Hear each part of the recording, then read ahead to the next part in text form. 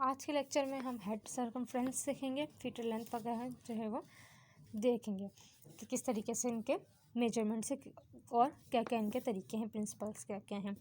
BBD हम अपने पिछले लेक्चर्स में कर चुके हैं। हेड सर्कमफ्रेंस के लिए accuracy is within 1 week prior to 20 weeks of gestation. Each test performs falls in the second half of the pregnancy. In the late third trimester, the margin of error can be 3 to 4 weeks. हमने head जब BPD कर रहे थे तो जब भी हमने देखा था कि मार्जिन ऑफ एरर जो यहाँ पर 3 to 4 weeks था, यहाँ पर भी जो है वो 3 to 4 weeks का मार्जिन होता है। हर जगह जो है वो थोड़ा थोड़ा मार्जिन हम रखते हैं। लेट थर्ड ट्राइमेस्टर के अंदर जो है वो थोड़ा सा मार्जिन 3 to 4 weeks का होता है। इस टेस्ट को कब परफॉर्म करेंगे? Test perform fall in the second half of the pregnancy. Second half जब हो जाए प्रेगनेंसी का तो फिर जो है ये हेड सर्कमफ्रेंस लेने। अच्छा, देयर आर 3 ऑप्शंस। इसके जो है वो 3 ऑप्शंस बताए हुए हैं कि ये जो है वो किन किन तरीक़ों से लिया जा सकता है। तो एलिप्स मेथड है जो उसमें ही होता है, सॉफ्टवेयर में ही होता है। उसके बाद द 2 डायमीटर्स मेथड है, इसमें 2 डायमीटर जो है वो ले रहे हैं, बीपीडी ले रहे हैं, ओएफडी ले रहे हैं। तो बीपीडी और ओएफडी जो है वहाँ पर क्या बोल रहे हैं कि आउटर टू आउटर लें, ठीक है। द ट्रेस मेथड और ट्रेस मेथड ये भी कर सकते हैं। तो लेकिन जो सब जो इसका ओरिजिनल जो है मेथड है वो एलिप्स मेथड है जो सॉफ्टवेयर में ही अपडेट होता है। एलिप्स मेथड्स के ज़रिए जो है वो हेड सर्कमफ्रेंस जो है वो ले ली जाती है। ये यहाँ पर दिखाती हूँ, ये देखिए हेड्स जो है वो किस तरीके से ले रहे हैं कि पूरा जो है वो आउटर जो है वो ले रहे हैं उसकी स्कल की जो बिल्कुल, एक मिनट, ये देखें, ये येलो जो आपको लाइन दिख रही है ना, ये तो इसके अंदर ये पूरा स्कल का हिस्सा यहाँ है, ये बिल्कुल स्कल के ऊपर से बिल्कुल जो है वो लिया जा रहा है।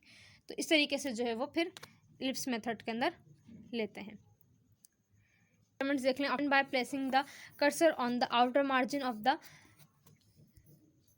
कैलवेरियम बायलेटरी आउटर टू आउटर, ठीक है। किससे आउटर टू आउटर लेंगे? बिल्कुल देखें इसके अंदर स्कल बोन जो है वो नहीं है, उसके ऊपर से बिल्कुल जो है वो लिया, आउटर टू आउटर जो है लिया। Wide including the skull thickness, जो स्कल की थिकनेस है वो नहीं है, स्कल बोन जो नहीं आए, जो वाइड बिल्कुल ब्राइट जो दिख रही है वो इसमें नहीं है, तो इसको अवॉइड करेंगे। Using the computerize apps function, ये मैंने अभी आपको बताया है कि ये कंप्यूटराइज बिल्कुल सॉफ्टवेयर जो है वो मशीन में ही अपडेट होता है। तो कंप्यूटराइज एप्स मेथड जो है वो इस्तेमाल करेंगे। इस पिक्चर को देख लें, देखें HC किस तरीके से लिया हुआ है। क्रॉस थैलामाई जो है वो आ रहे हैं, ठीक है, क्रॉस कर रहा है थैलामाई को, और फिर जो है आउटर टू आउटर लिया है, स्कल की थिकनेस नहीं आएगी। उसके बाद दूसरी चीज़ आ जाए, हेड सर्कमफ्रेंस देख लिया, अब एब्डोमिनल सर्कमफ्रेंस देखते हैं। Lower ability to predict gestational age, जितनी अच्छी जो है बीपीडी FL इनकी होती है, इतनी अच्छी प्रोडक्शन जो है वो प्रोडक्शन एबिलिटी एब्डोमिनल सर्कमफ्रेंस की नहीं होती।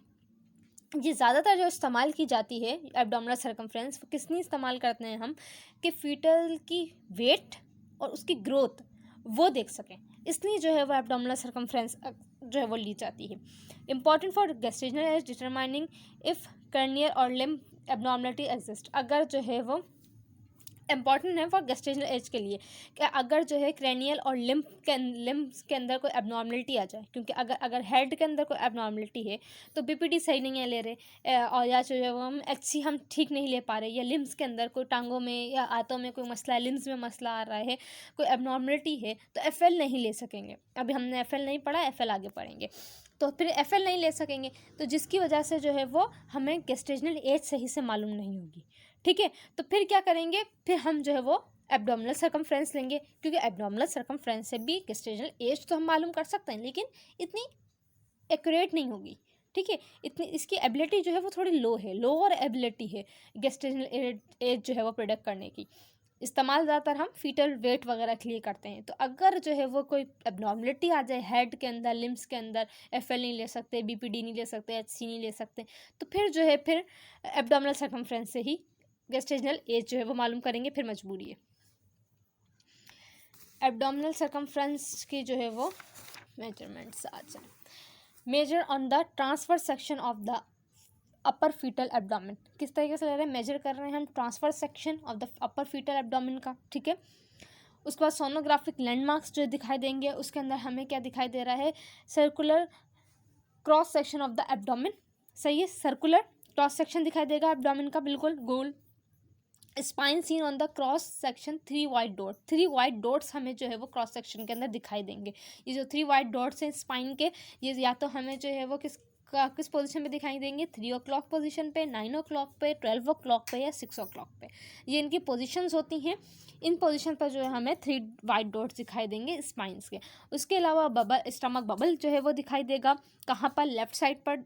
उसके बाद जो है वो इंट्राहेपेटिक पोर्शन जो आ रहा है, इम्ब्लाइकल वेन दिखाई देगी। Large section of the fetal ribs unbroken and equal size, जो ऊपर की जानिब जो है वो कुछ अनब्रोकन साइज के जो है, अनब्रोकन और जो है ना इक्वल साइज के हमें कुछ दिखाई देंगे, ब्राइट से बिल्कुल हाइपर इक्वल जो है ना कुछ बोन, तो वो जो है वो क्या है, रिब्स आ जाएंगी फीटल की। अच्छा, इसमें किडनी जो है वो विजुलाइज नहीं होती, kidney not visualize, kidney visualize नहीं होगी इन केस के किडनी के अंदर कोई एबनॉर्मलिटी ना हो। जब तक कोई एबनॉर्मलिटी ना हो तो किडनी जो है वो विजुलाइज इतनी नहीं होती। हाँ, कोई अगर एबनॉर्मलिटी हो तो फिर जो है वो हो जाएगी विजुलाइज, और फिर जो है वो उसके लिए नॉर्मली स्कैन भी करवा सकते हैं। यहाँ पर देखें, ये वाली जो सारी चीज़ें हमने पढ़ी वो यहाँ पर है। स्पाइन के 3 डॉट्स, ये रे डॉट्स, ये रे डॉट्स, ये यहाँ पर हमारे पास 3 o'clock की पोजीशन के ऊपर है। ठीक है, स्पाइन के डॉट्स आ गए, स्टमक बबल आ गया, यूरिनरी ब्लैडर, नहीं बल्कि ये तो इम्ब्लाइकल वैन है, इम्ब्लाइकल वैन, यूरिनरी ब्लैडर भी आता है। इस पिक्चर में नहीं है, नेक्स्ट पिक्चर में होगा।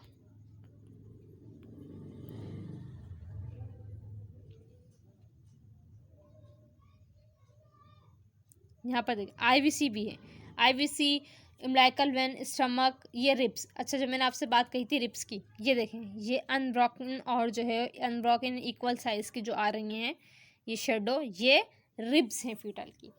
ये पूरा जो है वो एब्डोमिनल सर्कमफ्रेंस, यहाँ पर ये भी स्पाइन दिख रही है, ये 3 डॉट्स दिख रहे हैं स्पाइन के, यहाँ पर भी 3 o'clock की पोजीशन पे है। आईवीसी भी दिख रही है, इम्ब्लाइकल वेन भी दिख रही है, स्टमक बबल भी आ गया। तो ये वाली सारी चीज़ें जो हैं वो लैंडमार्क्स के तौर पर होंगी।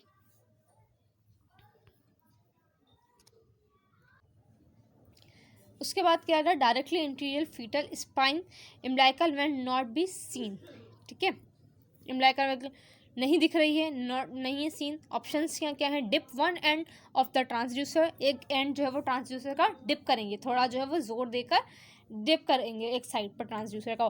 Slide the transducer to a more lateral position, slide करेंगे अपने ट्रांसड्यूसर को और लेटरल पोजीशन पर, मोर लेटरल पोजीशन पर जो है उसको स्लाइड करते हुए और घुमा के जो है वो देखेंगे। Complete the reminder of the examination, fetus might have moved into a more favourable position. ऐसा हो सकता, कभी कभी ऐसा होता है कि फीटस जो है वो स्लीपिंग पोजीशन में होता है, सो रहा होता है, तो फिर जो है वो थोड़ा मदर जो है वो पानी वगैरह पिएँ, थोड़ी टहल लगाएं, तो फिर जो है वो थोड़ा उठता है, तो उससे जो है वो हो सकता है कि बाद में फेवरेबल पोजीशन के अंदर आ जाए, तो फिर जो है वो आपका इम्ब्लाइकल वेन वगैरह दिख जाए।